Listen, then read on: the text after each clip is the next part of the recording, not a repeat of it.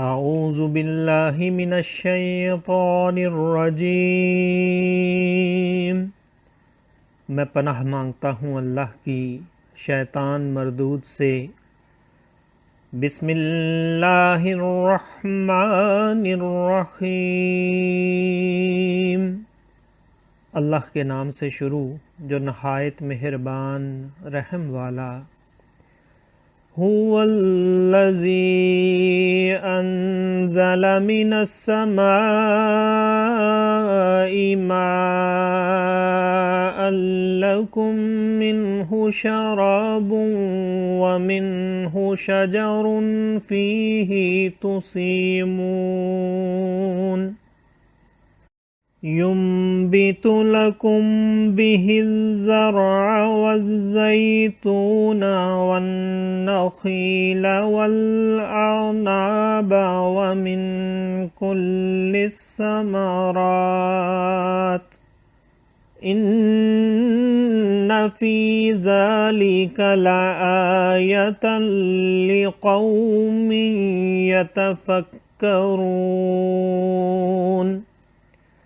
وَسَخَّرَ لَكُمُ اللَّيْلَ وَالنَّهَارَ وَالشَّمْسَ وَالْقَمَرَ وَالنُّجُومُ مُسَخَّرَاتٌ بِأَمْرِهِ إِنَّ فِي ذَلِكَ لَآيَاتٍ لِقَوْمٍ يَعْقِلُونَ وَمَا زَرَعَ لَكُمْ فِي الْأَرْضِ مُخْتَلِفًا أَلْوَانُهُ إِنَّ فِي ذَلِكَ لَآيَةً لِقَوْمٍ يَذَّكَّرُونَ وَهُوَ الَّذِي سَخَّرَ الْبَحْرَ لِتَأْكُلُوا مِنْهُ لَحْمًا طَرِيًّا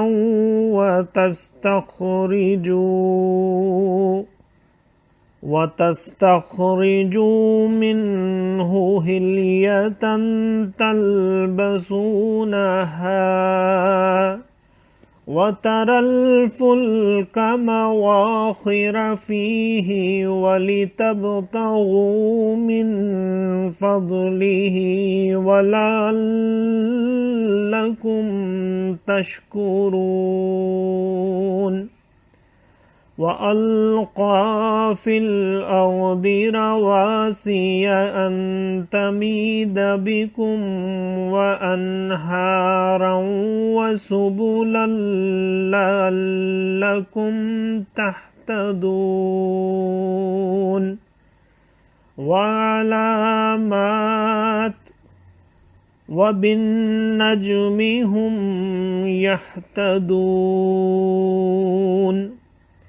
أَفَمَنْ يَخْلُقُ كَمَنْ لَا يَخْلُقُ أَفَلَا تَذَكَّرُونَ وَإِن تَعُدُّوا نِعْمَةَ اللَّهِ لَا تُحْصُوهَا إِنَّ اللَّهَ لَغَفُورٌ رَحِيمٌ وَاللَّهُ يَعْلَمُ مَا تُسِرُّونَ وَمَا تُعْلِنُونَ وَالَّذِينَ يَدْعُونَ مِن دُونِ اللَّهِ لَا يَخْلُقُونَ شَيْئًا وَهُمْ يُخْلَقُونَ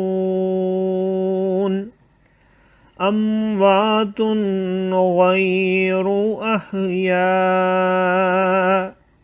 وَمَا يَشْعُرُونَ أَيَّانَ يُبْعَثُونَ صدق اللہ العظیم۔